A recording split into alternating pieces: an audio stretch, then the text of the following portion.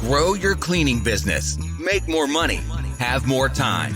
This is the Profit Cleaners Podcast with your hosts, Brandon Condry and Brandon Shane.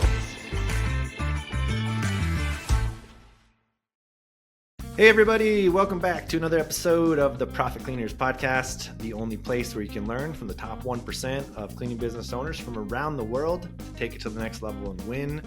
I'm your host, Brandon Shane. I'm joined by my co-host, Brandon Condry in the house. What's going on, Brandon? Here I am, living the dream. The cleaners are actually here cleaning my house right now, which is why I have headphones on, so they're in the background nice. Doing their thing. Living the dream, man. Experiencing the product for yourself. I love it. Well, guys, we have an exciting episode for you. We're just going to get right into it because we got coaching calls coming up and other stuff for the day. So we're going to get right into it and talk about how to predict your revenue, like Nick Sirianni of the Eagles, and win the cleaning Super Bowl. So we just watched the Super Bowl. It was just this last weekend. If any of you guys are into football, actually, kind of a fun side note.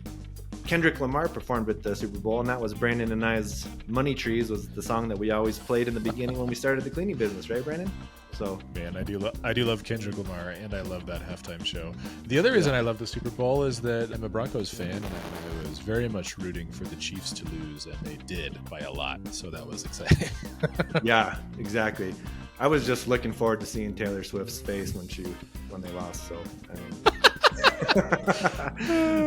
but anyways, we don't have to get into that. But guys, today we're going to talk about professional sports teams like the Eagles that just won the Super Bowl.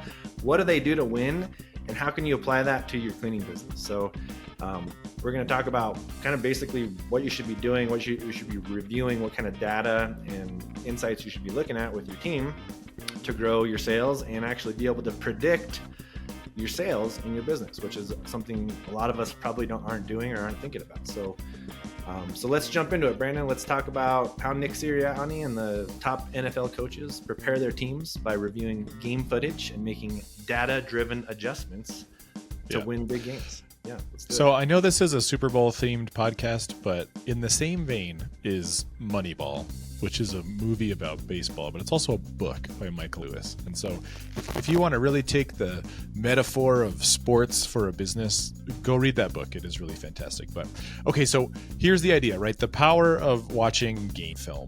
So professional athletes, they're paid a boatload of money to go play this sport. And it's not just fun for them, like it's fun when you're a kid, but they're trying to win. They're trying to win Super Bowls. They're trying to sell ads. It's a business. So one of the ways that they, make themselves better is by reviewing film of the game. So after the game, most NFL teams are on a Monday sitting down and watching footage of the game. And even though we're talking about Nick Sirianni, he's the head coach of the Eagles, there are probably a dozen coaches on the Eagles. There's a running backs coach and a wide receivers coach and a quarterback coach. And so each one of those coaches is going to be looking at individual game film for those positions and then talking to those players. Oh man, you missed that step. If you had just lurched a little bit to the right, you would have gotten out of it, whatever it is. So the point of reviewing that film is to recognize your mistakes and get better.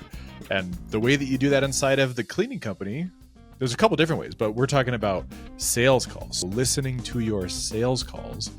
So you need to have those calls recorded, and then you listen to them as a group, review it as a group. What could they have done differently to close that deal? What mistakes were made? Or was it a spectacular call? We do this every week. Yeah, absolutely. This is huge, guys. And this is really the best way to predict sales and growth in your business is to watch the replays, right? Watch the replays of your calls, not only the voice and the tone of the voice and what things are being said and how they're overcoming objections, but also body language. And, people pick up on all sorts of stuff. So if it's a Zoom call or something in person, definitely review that as well. But this reminds me of a great quote from one of my coaches, Ed Milet, and he always talks about you want to inspect what you expect. You want to inspect what you expect. So if you guys expect your business to be growing, you need to be inspecting the day-to-day sales. What's happening? What things are being said? And what's that process look like? And how can you make it better, right? So, and this is, again, something that we learned in our coaching calls with, we have 10X Cardone coaching as well. And they talk about the same thing. Cardone talks about predicting your sales with this exact same principle. So I think there's just so many parallels to professional sports and business. This is just another one, guys. But yeah, let's break it down some more, Brandon. So we're going to watch the game film, essentially, right? We're going to watch our sales calls. This is what we do every week on our role play calls, our coaching calls. We're reviewing the call, reviewing what was said. What else are we doing, right? We're looking at the tone, the word choice, how we handle objections, body language, and really, I think the whole exercise is just fun to learn as a team. So like, yeah, we're taking this team metaphor, like everyone's sitting down in a group in the NFL setting, watching the film and critiquing each other's work. It's the same thing here. We're not punitive. It's not to like make fun of someone for not closing that deal. It's to help them improve and help the team win. So the tone of the call, the pacing, how fast were you talking? Are you saying a lot? You got to dial back the ums. Those types of filler words. And then how are you dealing with things when they say no? How are they handling objections? Another thing we might be looking at is what kind of questions are you asking? If you're answering yes or no questions, you're not going to get any words out of them. Are you ready to get your clean scheduled? Nope. There's no open door to continue the conversation. So you kind of have to ask open-ended questions. So instead of, are you ready to get your cleaning scheduled? Like, hey, so I hope all that sounds great. We have an opening on Tuesday at 10:30 or Wednesday at 2 p.m. Which one would you prefer? And now you're putting the responsibility on them to tell you. If they're going to say neither of those, oh, I'm really sorry to hear that. Like, are there any other questions that you have that I haven't answered? You're trying to just squeeze more out of them to get more detail out of the lead. Yeah, absolutely. And what's cool, guys, is you don't want to just look at what are our best calls, like what was the call that went through and converted to a recurring customer on the schedule. Yeah, that's definitely a great call to review. But more importantly, you also want to look at the bad calls. What are the losing calls? What are the customers that didn't convert? And what do we, why didn't they convert? What was the objection? Maybe we could have handled it differently, right? So those are the things you can really, really go back and improve. And then let's see, this brings up a good structure, Brandon, or a good point. Brandon was mentioning the structure of the call and how you want to be asking those questions. We have an entire script built on this, guys. So if you haven't picked up the sales training, it's in our core program, but we did split it out. If you guys want to check that out, it's got the whole script, the whole sales training we do with our team, these role plays. So it's profitcleaners.com/more customers. And that's really where we take you guys through that script. We're not going to do it here on the podcast because it's a lot of details we would go into, but that's essentially the game tape that you want to be analyzing is, how did you greet the customer? Were you confident? What was the value proposition? Are you explaining the benefits clearly? How are you handling objections? Do you pause? Do you think? Do you react emotionally or stay composed? And then on the close, are you making a compelling offer or are you getting stuck? So, and then basically when you watch these replays of your sales calls with your team, you're going to be able to see, oh man, that was an opportunity for you to say this. You could have done this better. I really liked how you said this. I liked your tone, but I didn't like how you said 50 times. Or so people, when everyone, like Brandon said, it's a team building, it's a culture building activity, and it's actually really fun. It's sometimes people get a little nervous when you first start doing this, but once you get in the flow of it, it's really fun.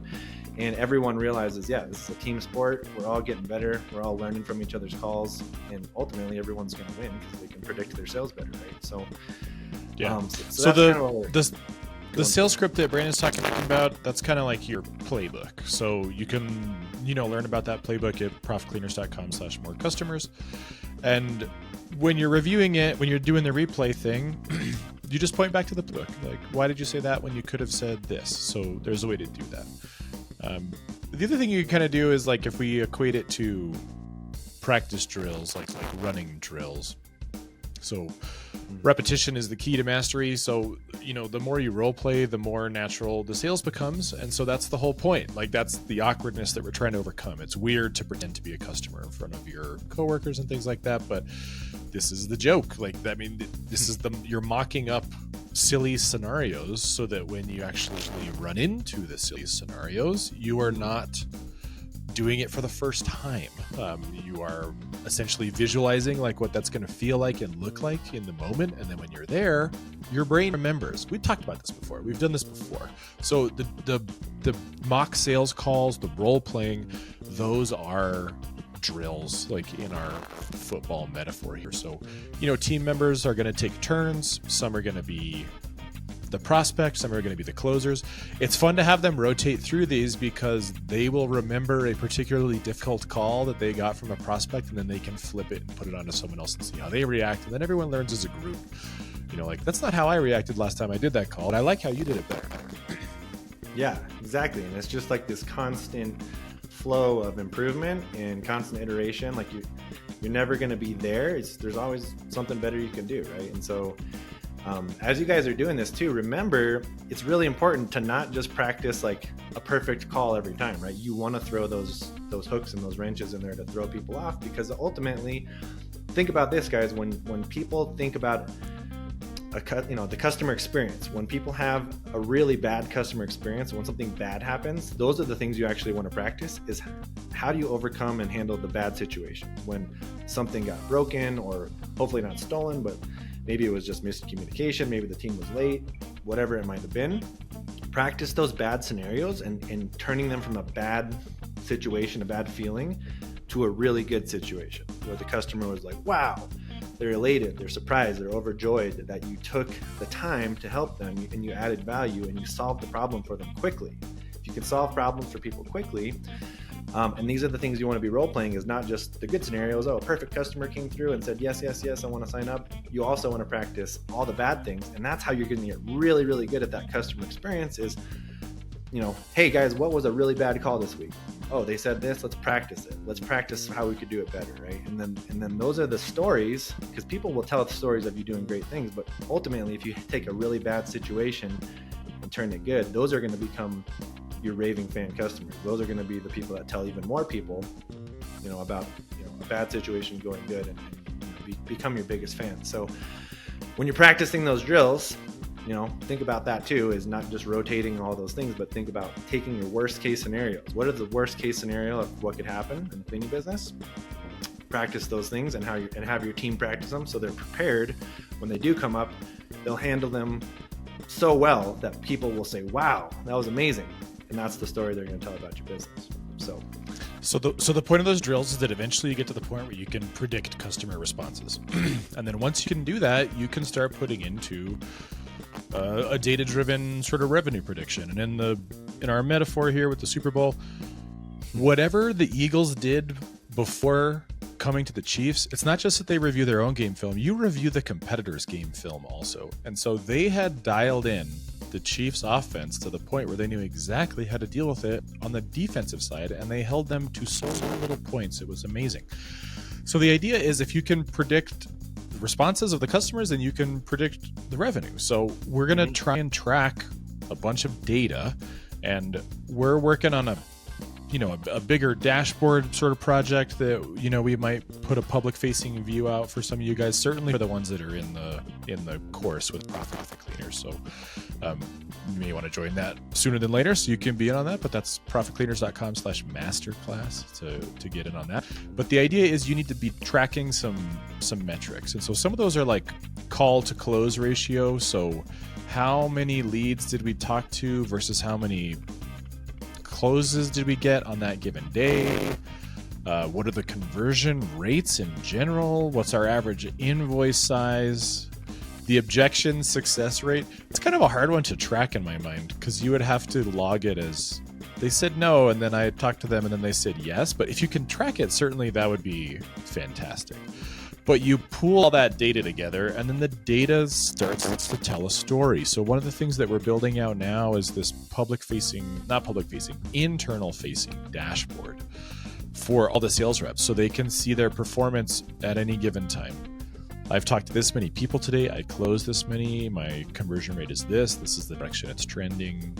And then if someone's number starts to look off on those role-playing sessions, the team meetings, what can we do differently?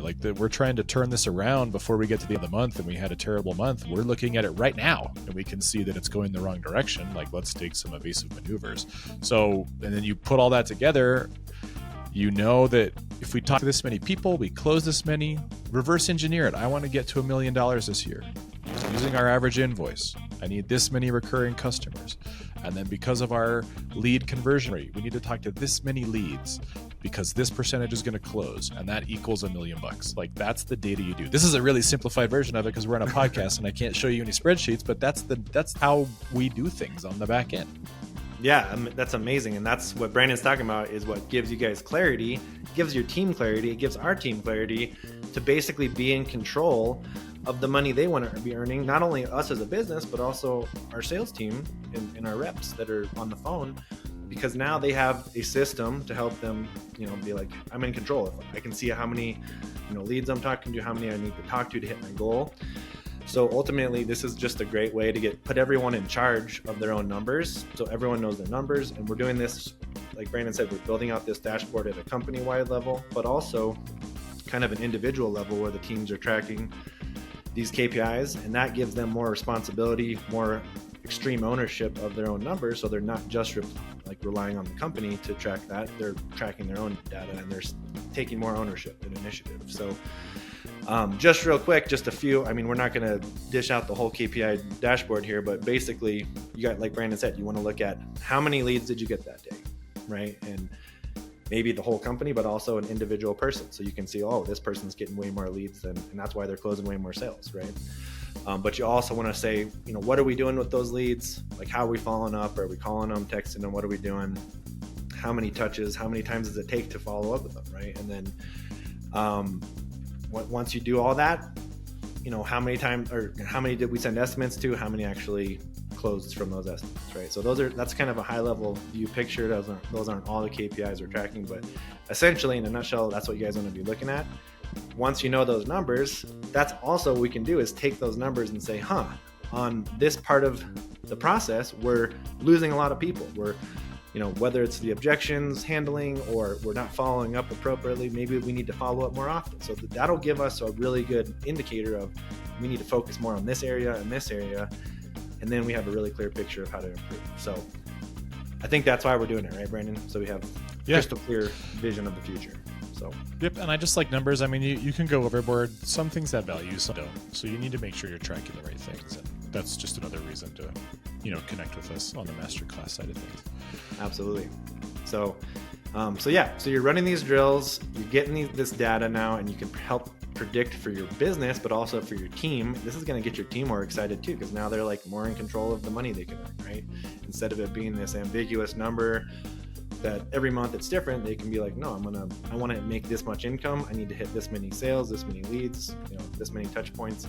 So it just makes it a lot more predictable. Just like winning the Super Bowl, if you're watching these game replays, it's a lot more predictable. You can win because you know what to predict, you know what's going on. So you keep a pulse on your business. Other than that, the cleaning Super Bowl mentality. It's like what we always talk about, guys. With practice, with repetition, you become great at anything. That's how you become a master at anything. So it's about preparation, execution, winning the game. Okay, just like in real sports, it's just the same in business. So building a championship sales team in your cleaning business, this is how you do it. This is how we're doing it. This is what we're doing every week, is just role playing the script, role playing these objections, role playing the issues that come up. You guys know them just as well as we do. Just role play it, just practice it, right? And this is how you guys stay ahead of the competition, by outworking out, practicing out, strategizing the competition, because I guarantee your competition is not thinking this way. They're not thinking through these things. They're not training their teams. And so when you're doing it the right way and your teams get on the phone, the prospect's going to be blown away, because if they've called 10 other companies, most of them didn't answer. Most of them didn't call them back. The ones that did answer were very much like, hey, what, blah, blah, blah, just very robotic and treating them like a big bank would, right? Versus when you have this kind of training, when you have your teams role playing this and practicing the plays every week, people are going to get on the phone with your team and be like, wow, that company was professional. That was a Super Bowl winning, cleaning business right there, because I can feel it. Just like the questions they ask me, their approach, their tone, those guys are champions. That's what you want. That's what that first impression that you want to kind of impose on your prospects. So, and I think that's, when you train like a champion, when you practice like this is the results you can get because you're putting in the time to create that, right, Brandon? So yeah.